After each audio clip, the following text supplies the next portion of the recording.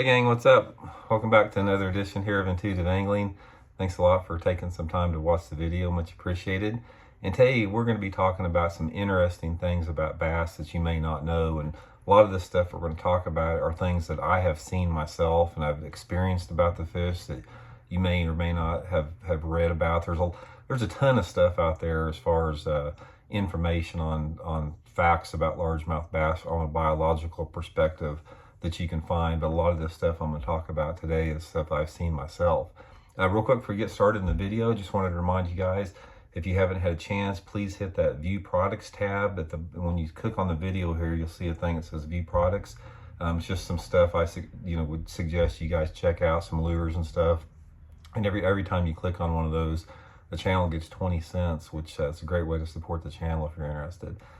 Okay guys, let's get into this a little bit. First of all, one of the fascinating things that I find about largemouth bass is, they're known to be the smartest freshwater species of fish that there is. And they're survivors. You guys have heard me talk before about the bass that have been on this planet. The Micropodus, which is their lineage, has been here for over 3.5 million years. But they've recently found fossils of bass in Texas dated back to 26 million years old. And they put the evolution of the spotted bass and the smallmouth bass at like 1 million years old. But the point is, bass have been on this planet forever, man. And obviously, I'm sure there's been some evolutionary changes in the structure of the fish over millions of years to adapt to their environments better.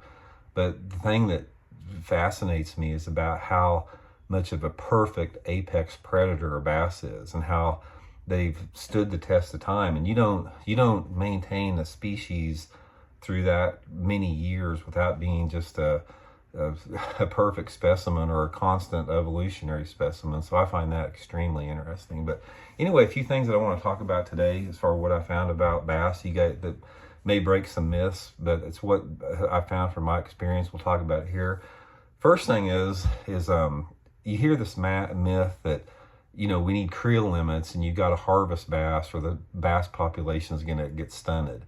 And you hear this a lot to defend, eating bass and setting limits, like, length limits. It's like, I hear biologists, say this all the time, or wildlife fisheries management say, you got to take so many largemouth bass out of a lake or they're going to get overpopulated. Guys, I'm here to tell you that is a bunch of BS in my opinion. And the reason I say this is for over 15 years, I had a 40-acre lake of my own. And in this particular 40-acre lake, obviously I used it as an experimental ground a lot for bass. And I didn't keep any fish out of this pond. And obviously people would think, the bass are going to get stunted if you don't take them out. They did not get stunted in my pond. What I found about bass is that if you have the appropriate amount of food and cover, the fish will never get stunted in it. So if you have a body of water that has plenty cover and really good cover, and then you've got enough forage for the fish, that's all that it takes.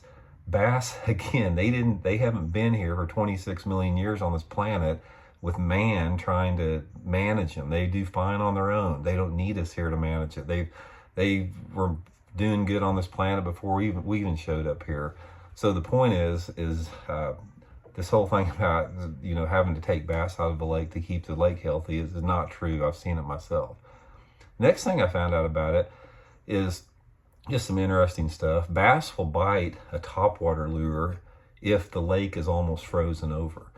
There's been several situations where I've been fishing here in Missouri in the middle of the winter where the backs of the coves were iced up, and maybe even some of the entire coves were iced up.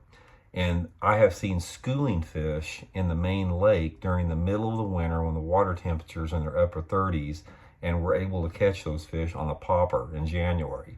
So we have this misconception that bass are a victim of water temperatures, and they're not. They're extremely adaptable in a lot of different situations, which also leads into the ability of a bass to live in extremely salty water. Bass thrive in not only fresh water, but brackish water and extremely salty water. I can't count how many times that I've been fishing in some of the tidal fisheries on the east were like some of the dock pilings and that type of stuff were just, covered with barnacles. I mean, completely covered with barnacles.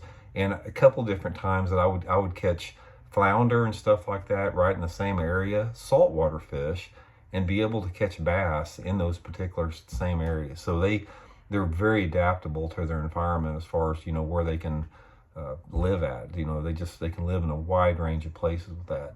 Another interesting fact about bass you may not know is that their inner ears have a bunch of small bones in them, and that's how they're able to detect crawdads and that type of stuff, or minnows just barely moving on the ground. They can detect vibration, with their lateral lines and that type of stuff. But these inner ears give them ability to, pick up and detect the finest noises on the bottom. That's how bass can hit a minnow, in the middle of the night. So as far as how it works out in a bass fishing arena, that's why sound, as far as rattles or, the noise that lures make, have a big impact on, if you're going to catch a bass or not a lot of times. Another thing I found out about bass, guys, is they spawn in a wide variety of areas. I mean, most people think, well, bass are going to spawn, in a pea gravelly bank in the back of a cove and that type of stuff. And yeah, maybe that's where a lot of them spawn.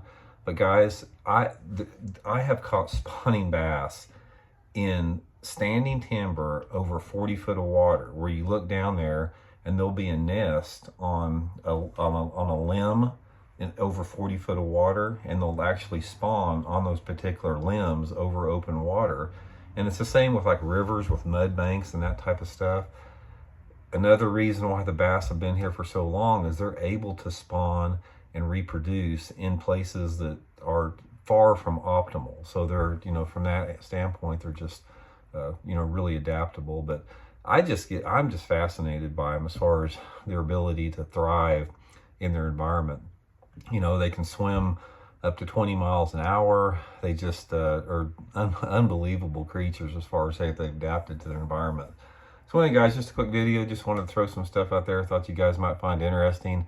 Like I said, there's a ton of information on, on bass, just their biology that's available out there. But that's some stuff that I found out on my own here. So anyway, I hope you guys are. Oh, one other thing I want to mention there that I think a lot of people don't know about bass is bass will bite a lure, or not bite a lure, but bass will strike a lure a lot of times with their mouth shut. If you miss fish and that type of stuff, you can bet a lot of times they bite those lures with their mouth shut, because I've seen them do that before. So anyway, I hope that helps out, guys, and we'll talk to you guys later. See you.